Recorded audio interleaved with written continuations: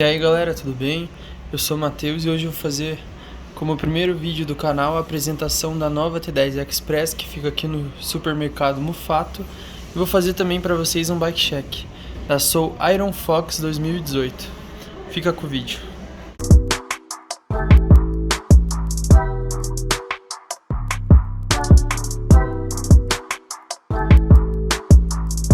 Então galera, para começar, essa é a entrada da nossa loja. E aqui eu vou apresentar para vocês um pouco dos produtos. Aqui é a parte de vestuário, aqui temos alguns modelos de sapatilha. Aqui temos breteles, bermudas, camisetas de diversas marcas.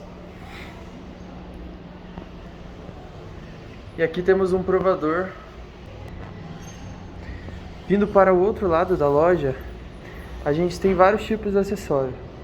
Desde óculos, garrafinhas, lubrificantes, selantes, luvas, luzes, desengraxantes, entre outros acessórios.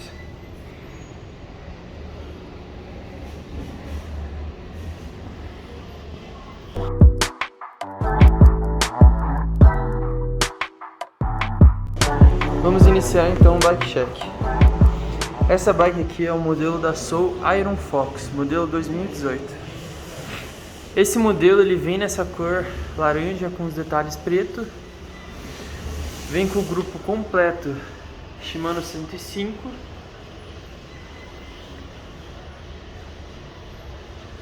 Com rodas da Brave.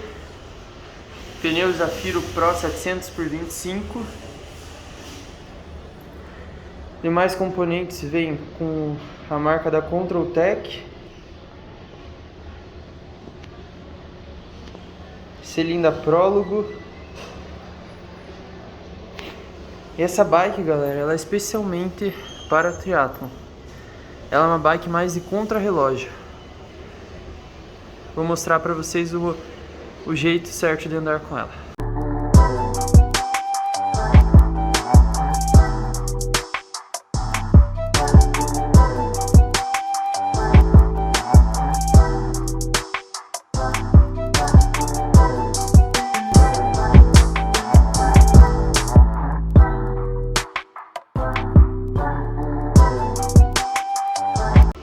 Ela é uma bike toda em alumínio, onde a Soul trabalha com a tecnologia Smoothweld, que eles tiram totalmente a solda, você não consegue ver nenhum detalhe. Isso no quadro inteiro, ó.